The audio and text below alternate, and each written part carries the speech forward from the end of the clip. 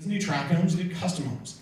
You guys have to specialize, so you really need to think about, and ideally it's 5 things. What are the 5 things that you love? And here's why this is important for you. It's easy to talk about what you love. Super easy. But, so when you say, how many people in here have kids? Children. Okay, so we can all talk about our kids all day long. It's our favorite topic is ourselves and the kids. But other people don't care. We're like, yeah, I got a little Johnny too, and he kicks butt, and he's faster than here, and they almost get competitive. So there's a common thread that you can relate to those people, but find out what those people like. Okay, and then realize 350 million people in North America. We haven't gone to the UK yet. We haven't gone to Mexico yet. We haven't gone to all these other countries that someday will be open. It doesn't matter because we have so many people right here that need what we have. Everybody raise their hand. They want to feel better, look better. They don't want to wake up with cancer. They don't want diabetes. We're preventative healthcare, right? You could run a presidential campaign on what we do. We're job creation and healthcare. We're just the front end of it. Now, yeah, the business doesn't happen overnight. If it did, you should probably run because any company that's in direct sales that has a front-loaded comp plan is the term. That's what the FTC looks out for, the Federal Trade Commission, and they shut those guys down. Or they just watch them like crazy, and they don't tend to be the companies that last. So if you have a way to go get a $40,000 bonus next month with some other company and a free car that's not free, you really should put your BS radar on and go, that's trouble. So just like real estate, just like insurance, just like owning a restaurant, just like being a Beachbody coach, it takes time to build your business. How are we doing? What do we have? We're negotiating here. We talk all day. I can talk all day, but I won't. I'll spare you. So I was going to talk about how to work a cold market and how to work a warm market. I've taught both at a lot of different events. Teresa Morrow used to always have me come do this segment on how to work a cold market. I think it's absolutely easy because every conversation starts with a smile and a hello. And everybody's important. So when I walk through a building, I don't care if it's the freaking janitor, I don't care if it's the CEO, you're just a person. You think Fortune 500 CEOs are happy people? Statistically, they've all been divorced. Is that awesome? Like, that sucks. Like, I didn't sign up to get in business to go wreck a marriage. I didn't sign up in business to go not see my kids. I signed up for this because I wanted to have time with my children and be there when they grew up, and I'm not going to live this life like I have another one in the bank. You got one shot at this thing, you guys. And so, why do you think the people that spend $100,000 with Tony Robbins and go on his year of personal development, why do you think that there's a 12-day stint in India in the slums? It's perspective. You go, oh my God, you will see it and you'll just be lost in your own tears. You won't be able to see, and it's not gonna be a moment. It's gonna be all day. And you're gonna see more, and you're gonna see more, and you're gonna have a gigantic, massive, new appreciation for your life and the opportunities that you have. And for me, it didn't take having to go there to see it. It took hearing that story and seeing my friend just lose it, who went there, and he's like, yeah, he goes, Tony ends the year in Fiji together, and you're kind of celebrating that, we've come through this full journey of perspective. Fiji isn't the thing. People sign on probably just because they think, oh, I'll get to go to Fiji and I'll get to be in one of those glass hut things over the water. The real deal happened when they were in India looking at the slums and just going, oh my God, life is so beautiful. Mm-hmm. We are so fortunate, beyond fortunate. And think about this. We all have the same products. We all have the same comp plan. We all have the same access to Facebook or whatever social media site you want to use to do your business or build it person to person. I build a lot of my business person to person, build a lot with Fit Clubs, and I used Facebook more for communication. Now that we moved, I'm using Facebook a lot more to communicate with people from back home. Tommy Migrant had a great line. He comes from a town, Sandusky, Ohio, Bellevue, Ohio area, where there are, I think, 6,000 people live there. And he goes, but when you look through the years of, take the last few generations, last 3 generations, he goes, there's about 80,000 people that have lived there over the last 60 years. He's like, people move away, people have babies, people's families grow. He goes, so I have a network just from my hometown of 80,000 people. I was like, ooh, I never thought of it like that. Now you guys are in this huge metro market, and just to compare and contrast maybe to Dallas. Dallas is the highest hotspot for coaches, for quantity of coaches and quantity of superstar coaches, quantity of millionaire coaches. And we were in Dallas at this men's event a few weeks ago, and I'm driving all through Dallas, and I'm just like, well, it's ginormous. There's 7 million people in this spread out place. And, it makes sense on a lot of levels why this business works here, but it works anywhere. But we could all move to Dallas right now, and we'll hit it out of the park. Because we don't know those same people that they know. I don't have to know the same people Christine Dwyer knows. Doesn't matter if it's somebody Jimmy Nelson knows. My wife has, let's just say, if she has 1,000 friends on Facebook, I don't know 500 of them, and that's my wife. So we're all going to relate to different people. We're all going to bring something different to the table. And like I said earlier, the people you need to succeed are all around you. It has to do with how do you relate to those people to make a connection. So rather than calling that third vital behavior, I now put it 3 because it's at the bottom of in my mind, is invite, invite, invite. That should be connect, connect, connect. Relate, relate, relate. Connect with people, relate with people. If you have 15 minutes to talk to somebody, make 14 minutes of it about them. So I'll use form, family, occupation, recreation, and a message. You're finding out about them, and the beautiful thing when you do that is that you're getting clues about what's going on in their life. Because if you don't, and you just tell them a bunch of P90X stories and how great my fitness, my shakes, this and shake that, and they're like, you're just taking a stab at the dark, throwing this dart, thinking, man, I hope this lands on something, and it's a Grand Canyon, and it's not going to land on anything. But when you get to hear from them about what it is that's going on in their life, they may love their job, they hate their commute. They may love their job, but their boss is a drunken tyrant and writes crazy emails at night. They may love what they do and they don't get paid enough. Are there any number 1 people stuck in number 2 positions? Right, that's how I got recruited into real estate. That was the ego card. I felt trapped. I wanted opportunity. I was like, wow, somebody recognized my talent. And then I learned later how to make money with people working for you in real estate. You build a team. Right, and we made a joke earlier this morning, we're standing out there in the lobby and I'm going, we're looking at this beautiful place, and somebody said something about teamwork, building a team. I said, if I had to clean all this carpet, I'll get it done. I'll go work hard and I'll get it done. It'll take me all day. Giant place. If there's 5 of us that go break it up and split that job up, and we take that great work ethic, we'll get it done in an hour and go have a nice lunch, nice rest of the day. It's teamwork, right? And people say, teamwork makes the dream work. It does. This business isn't about how much you can go do in a day. It's about what you get done through your team. So it's a journey of enlightening people and empowering people. And my dad was this tough-ass old Marine, right? He was in the Korean War, he's in World War II. And when somebody in here talked about the parent who's the colonel, right? And the stoic, John Wayne kind of tough guy, right? My dad didn't talk for years, and it just was quiet. But he made this sign for all of us kids. I'm sitting in my office.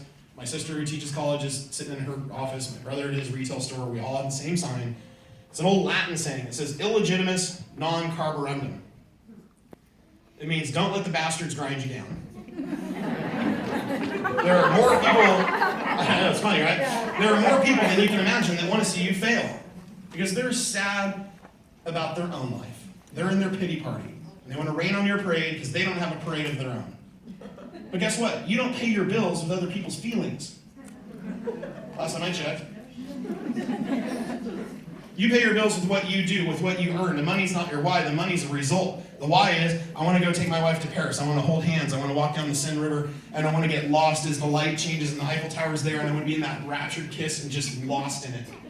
I want to coach my kids in Little League and stand in the outfield and talk about transformers and farts and stupid stuff. Right?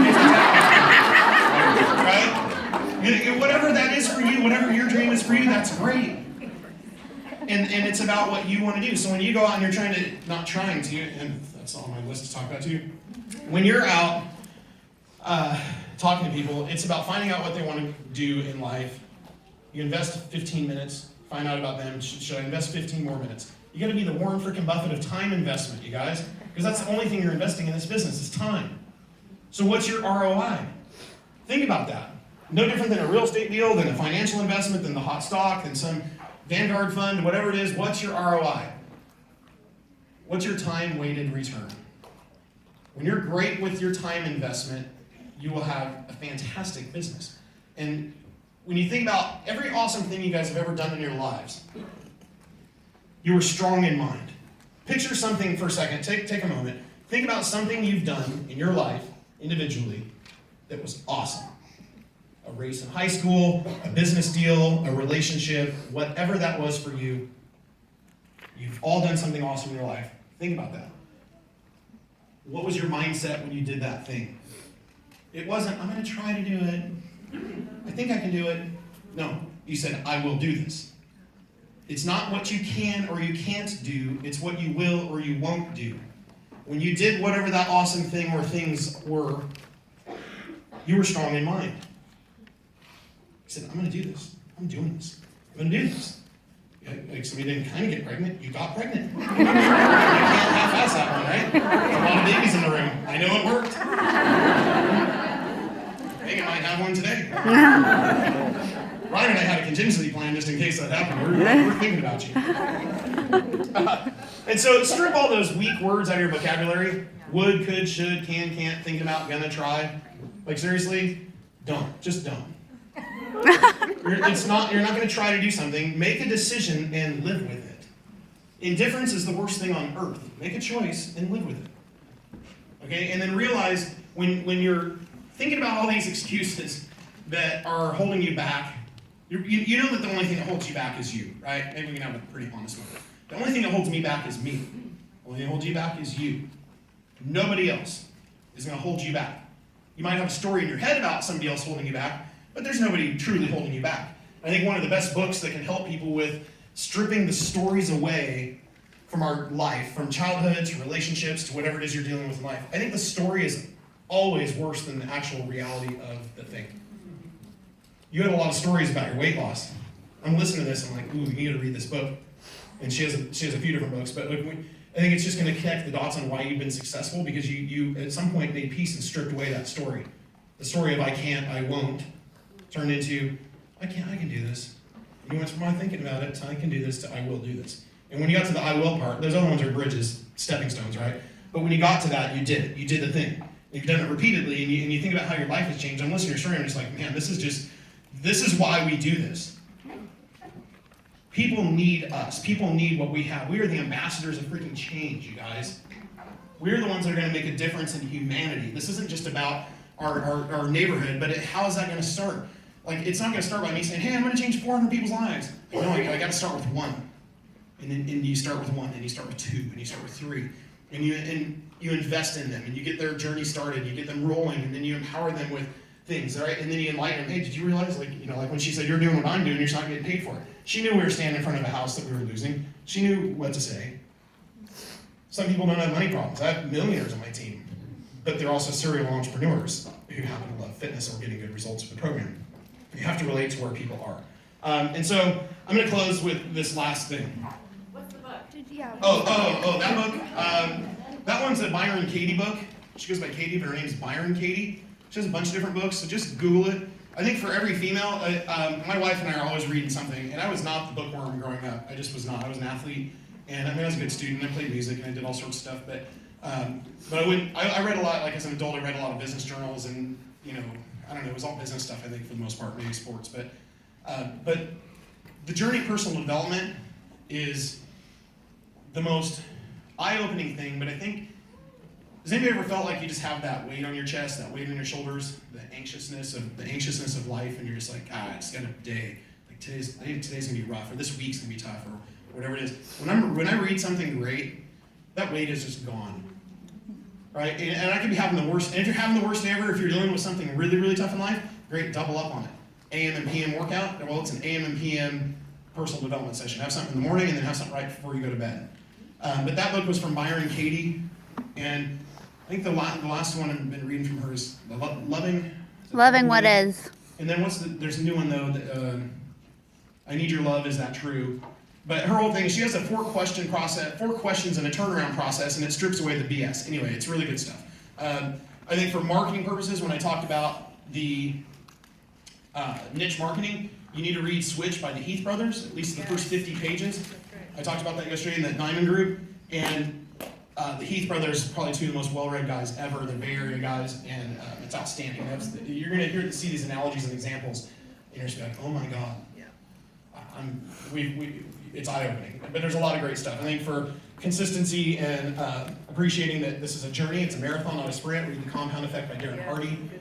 But basically, even if your life is awesome and you're just fantastic and you shoot sunshine out your rear end and like your mom's a unicorn and your dad is a rainbow and like you're like Mr. Rogers' house and like I don't know, does anybody have that life? I don't think so, but you should still want to read this stuff because you're going to bring people on your team who have fear of failure, they're impatient, they're uncoachable, they have self-doubt issues. I think my wife said that every female should read the book, You Are a Badass. Does that mean you guys read that already?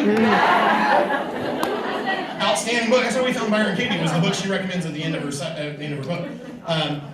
So I'm going to close with this, because I know Ryan's going to tap me to take the microphone in a minute. And he's a runner. He just did the Paris Marathon. Like, who gets to do that? With his wife, like, that's the coolest thing ever. That's maybe a why thing. You guys, we get the same 24 hours in a day. The last time I checked, you didn't get 23, and he gets 24.